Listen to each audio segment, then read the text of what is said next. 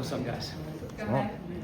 What have you thought about Alfie's Eurobasket performances? And I believe you got a chance to go over there for a little bit. Yeah? No, I owe him a trip. So no, I didn't make it to Turkey. I was close, but I did not make it. I think he's played great. Like, how can you not be happy with him? He's been dominant, and he's in good shape, and he's having fun. And I talked to him after the last win. He was in a great mood, obviously, and I'm super happy for him. Rafael, during the process of getting KD here, Ime just discussed what he brings on the floor. Everybody knows that, but also the total package off the floor and the impact he can have from what you've seen of him too. Do you share the same belief there? Yeah, I think he's going to be a really good addition to the group. He's, anytime you have the opportunity, for our young guys, anytime you have the opportunity to pick the brain of somebody who's an all-time great and an all-time great worker, it's one thing to spend a few days with them and try and figure it out. It's another thing to live with them.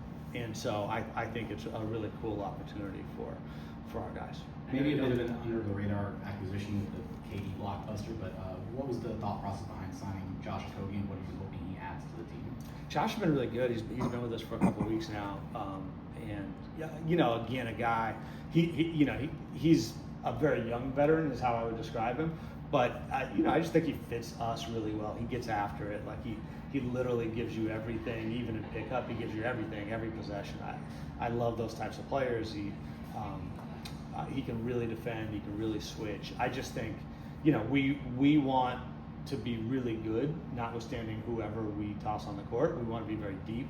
We want to be deep in ways where we can go small and not be small. And I think he could fit really well there. He's a great point of attack defender. We were just very excited that he was available. I know you don't like to talk about specific contracts, but in terms of the way you've laid out the timeline with extensions, rookie scales, do you feel like you're in a good place to be able to hit these core guys and keep them in-house over time? Yeah, I mean, we like our. You have to continue to like your team, which I strongly believe we will. But it's up to them and everything else. But yeah, the goal is to build something that we can. Maybe sustainable success would be the best way to describe it. That is the goal. It is on us to achieve the goal, but that is the goal. And any update on Tari and or Kevin extensions? I do not talk about contracts. You talk about goals, and as outside looking in, you look at the Rockets from second in the West last year, reached the playoffs, and then you add Kevin Durant. I think the expectation is elevate, right, and chase for a championship. How do you analyze and establish the expectations for this season? We should be as good as we can be. It's not. I think. I guess around the draft, I spoke a little bit, or maybe right after or something, and I said I don't think we're really a developmental team anymore, and maybe I didn't make it clear, but I don't even think we were last year. Going into last year, I think we were a little less sure than we are now of where we are in our goals. But yeah, our goal is to win every game and to be as good a team as we can be. It doesn't mean we will achieve them. It doesn't, all the work has to be put in. So it's by no means do we think we're going to roll the ball out. It's just going to be given to us. I don't want that. I don't think any of our guys want that. But we're hoping to be a very good basketball team. You mentioned the guys that have been working out here this summer. You've got the mini camp coming up, the unofficial one that is. How important is it during the summer before camp that these guys get together for those types of things? I really believe that that every team is different, and every team kind of has to grow from the same starting point. And the more continuity you have, the easier. But it still has to be done. And a big part of that is people change, and they, guys get married, they have babies, lives change, and you're not just working together. You're living together. You're teammates, and there's a different thing to that. And it's not just for our players. It's also for our coach and our training staff and our strength and conditioning staff and our front office. All of us need to be in it together. And if you really want to be, if you want a team to be the best a team can be, then it's more than just coworkers, right? And so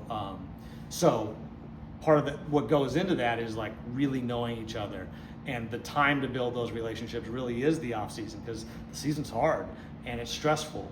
And the best time to build these relationships is when you have a little bit of time and you've slept, and and you're not injured. All of these things go into it. And honestly, that lesson I think really resonated for me more in the tough years than it did in the good ones, because winning does mask a lot of sins. But I believe strongly in relationships. Rafael, before you wrap, just to, obviously the purpose of today's event, if you could touch on that and having the organization involved with a great organization on a day like this. Yeah, today's an extraordinarily important day for all Americans. We have to remember why we're here and what happened. Do our best to make sure nothing like it ever happens again. But much more importantly, to make sure that we honor all the people who sacrificed, and remember that every day there's sacrifice being made by people we don't necessarily see for the betterment of our community. And like I told those guys, this job is a community-facing job, and it's important. Like I think my job is important, but not as important as theirs. And what I'm doing I'm not contributing to society the way these people here are. So it's incumbent upon me to do the best I can to say thank you, to draw some attention, and to be part of it. Like I live in this community. This is home, and so I want it to be the best community we can be. And so I'm honored to be here today. Thank you. Thanks. Thank you.